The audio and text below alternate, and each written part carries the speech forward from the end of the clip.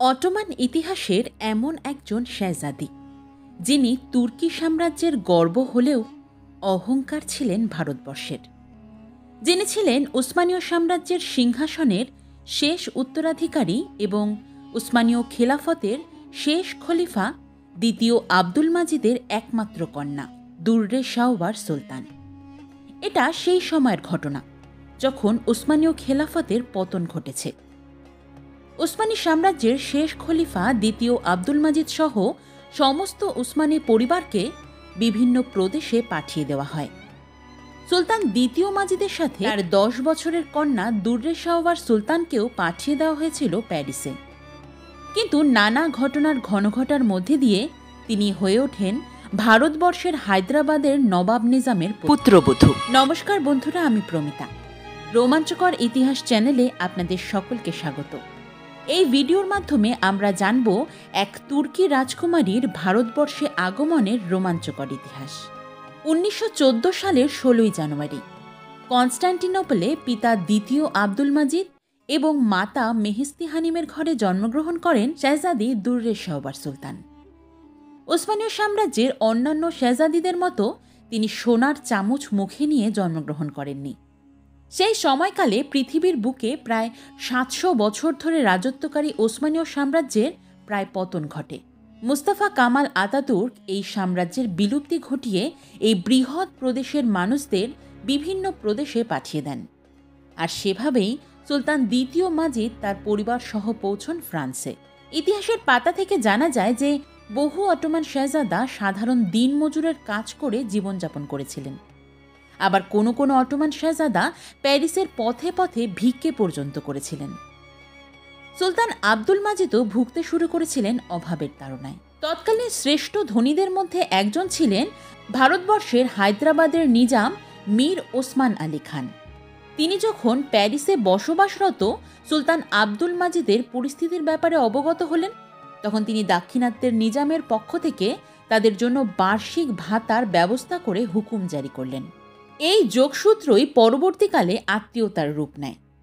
1931 সালের 12 নভেম্বর হায়দ্রাবাদের নবাব মীর ওসমান আলী খানের জ্যেষ্ঠ পুত্র 25 বছর বয়সী আজম জাহের সঙ্গে 18 বছর বয়সী শেহজাদি দুররে শাহওয়ার সুলতানের বিবাহ সম্পন্ন হয় প্যারিসে। এই ওসমানীয় রাজকুমারীকে নিজের পুত্রবধূ বানানোর প্রস্তাব এসেছিল প্রথমে ইরান এবং মিশরের রাজার তরফ থেকে, কিন্তু সেই সব প্রস্তাব খারিজ করে সুলতান আব্দুল মাজিদ নিজের কন্যার বিবাহ দেন হায়দ্রাবাদের নিজামের পুত্রের সঙ্গে।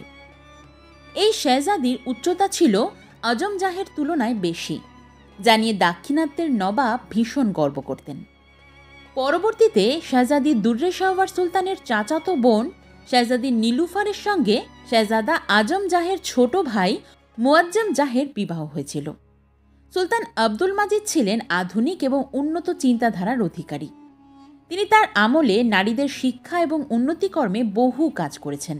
সেই কারণেই তার কন্যা দুররে শাহওয়ার সুলতান তুর্কি ভাষার পাশাপাশি ফরাসি, উর্দু এবং ইংরেজি ভাষায়ও যথেষ্ট দক্ষতা অর্জন করেছিলেন।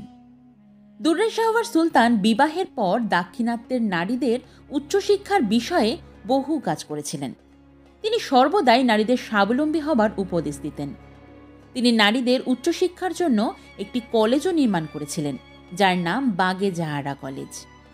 এই শেহজাদির 2 পুত্র সন্তান ছিল। তারা দুজনেই ব্রিটেনে বড় হয়েছিলেন এবং পরবর্তীকালে তুর্কি নারীদের বিবাহ করেছিলেন। শেহজাদি দুররে শাহওয়ার সুলতান জনগণের উন্নতির জন্য বহু কাজ করেছিলেন। তিনি দাক্ষিণাত্যে একটি হাসপাতাল নির্মাণ করেছিলেন, যা আজও তার নামেই রয়েছে। 1940 সালে তিনি প্রথম দাক্ষিণাত্যে একটি এয়ারপোর্ট নির্মাণ করিয়েছিলেন। 1944 সালের 23 আগস্ট 76 বছর বয়সে উসমানীয় সাম্রাজ্যের শেষ খলিফা সুলতান দ্বিতীয় আব্দুল মাজিদের মৃত্যু হয় ফ্রান্সে।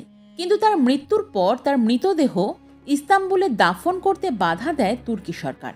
সেই কারণে তুর্কি সরকারের ওপর যথেষ্ট ক্ষিপ্ত হয়েছিলেন শেহজাদি দুররে শাহওয়ার সুলতান।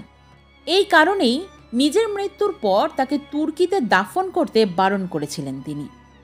1970 সালের 7 অক্টোবর মৃত্যু হয় তার স্বামী আজম জাহের এবং 2006 সালের 7 ফেব্রুয়ারি 92 বছর বয়সে লন্ডনে মৃত্যুবরণ করেন শেহজাদি দুর্রে শাহওয়ার সুলতান। ব্রকুডে তাকে সমাধিস্থ করা হয়। দুর্রে শাহওয়ার সুলতান একজন উচ্চ মর্যাদা সম্পন্ন নারী ছিলেন।